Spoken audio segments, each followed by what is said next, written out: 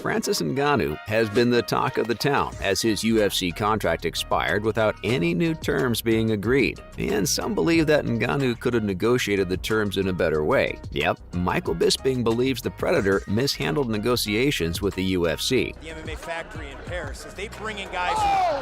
Ngannou knocks Arlovsky down. That is it.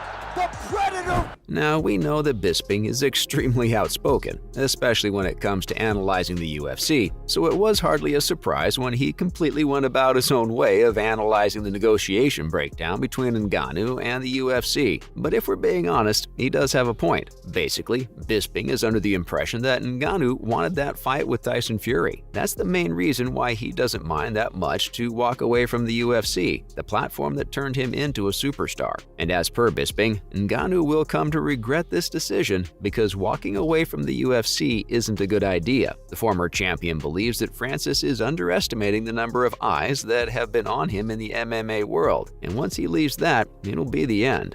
The Ultimate Fighter winner with another knee to the body. Brutal knees to the body. That whole left side of Mayhem's been battered with those knees. And another one. That's it. It is all. Maybe it's a lesson that Bisping learned from his own career? Who knows? But I think he genuinely does have a point. He doesn't shy away from saying that yes, there will be a gigantic payday for Ngannou if he has a boxing match with Fury, but he's gone on to warn the former heavyweight that it'll be a one-and-done situation. More importantly, Bisping believes that should Francis lose that match to Fury, that's him done, in the UFC world at least, because his chances of renewing with the UFC in the future will take a hit too. And if I'm being honest, this is a pretty accurate analysis from Bisping. Man, this guy is super strong. Look at this. He got it. Wow! Francis Ngannou by Now that we've gotten the lowdown from Bisping, what does Ngannou think about all this? The Cameroonian-born star said that he wanted 3 fights, no extension. Of course, Ngannou feels that he's in a much better position to ask for a much-improved contract, and on his terms as well. After all, he's the heavyweight to beat in the UFC. But what did he ask for? According to the man himself, his demands were very simple. He says that he asked for 3 fights, no extension from the largest MMA promotion in the world, which indicates that it had nothing to do with the competition, as the promotion would have you believe.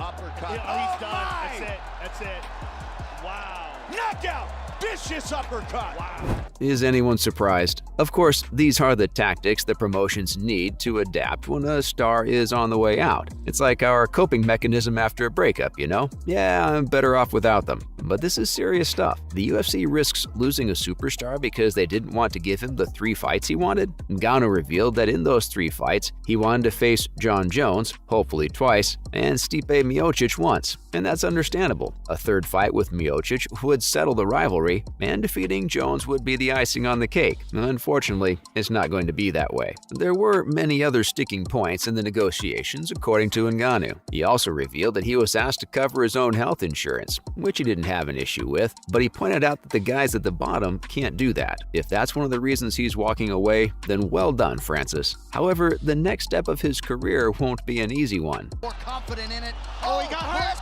That's it. That's it. Closes the show. Oh my goodness gracious. Francis Ngannou has knocked out Kane. As Anthony Smith believes that Tyson Fury will comfortably defeat Ngannou, that's what most analysts have been saying. There's no surprise that most analysts are favoring Fury in a possible fight against the former UFC heavyweight champion, but Smith isn't giving Ngannou any chances whatsoever. In fact, it was almost rude the way he tore into the Cameroonian-born French star. Smith called him a regular dude as a heavyweight boxer. Once again, we think he does have a point. Of course, he could have used nicer words perhaps to describe it, but his analysis is valid. According to Smith, Ngannou is uncommon, unique, and very special in MMA. Despite all that, this doesn't translate well into the world of boxing. In boxing, he'll just be a regular dude and an average puncher with below-average footwork. Boxing is an art, no doubt about it, and there are definitely different ways of approaching both combat sports. And he's not just facing some mid-level boxer, he's facing the best boxer in the world right now. So yes. To try to get a matchup with Ngannou. Down goes the Reem. Francis Ngannou has arrived. Ngannou will probably struggle should he get that fight against Fury, and Smith believes that the new will wear off pretty quickly for the 36-year-old. As soon as he loses, people will realize, oh F, he's not that good. Very interesting from Smith, but it seems that no one is giving him a chance, even with a hybrid form of fight under discussion. Yes, apparently the fight between Ngannou and Fury will be a hybrid fight. Honestly, Ray, how much more can he take? Pin down, and it is over. The Gypsy King. What does that mean? Well, Ngannou himself explained how he'd want a hybrid fight, something like a cross between boxing and MMA. He believes that this would make it a little uncomfortable for Fury as a boxer. Maybe he doesn't want to take Fury on in boxing. Smart. Someone more stupid and reckless would have challenged Fury at his own game. Chances are, we could see a fight in a boxing ring, but with MMA gloves instead of boxing gloves. And despite all that, it still doesn't look great for Ngannou. Everyone believes he'll falter against Fury. I can understand their point of view, and I'll be rooting for the underdog. But there's a reason that almost every analyst thinks that Ngannou will lose. In fact, even Bisping thinks Fury will triumph. While he was relatively more fair and respectful in his analysis, the sum of the analysis was the same. Ngannou will lose, and it's not debatable. Bisping pointed out that Ngannou will be outskilled in his fight against Fury, and he believes that, realistically speaking, 9 times out of 10 Fury wins that fight. Once again, for Bisping, the concern was what happens after the fight, not during. That's covered up.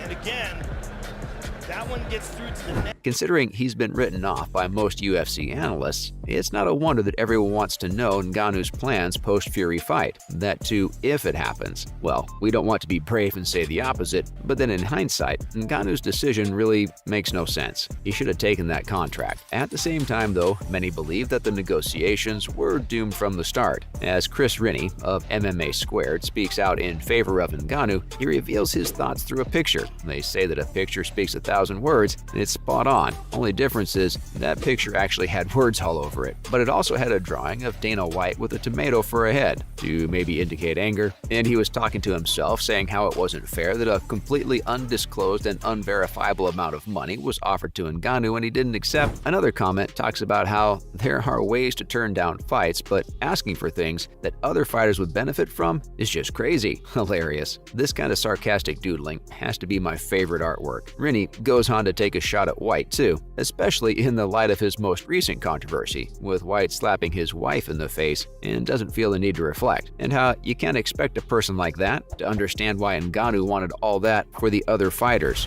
Great work, Chris. And that's that from my side. We'll see you again next time.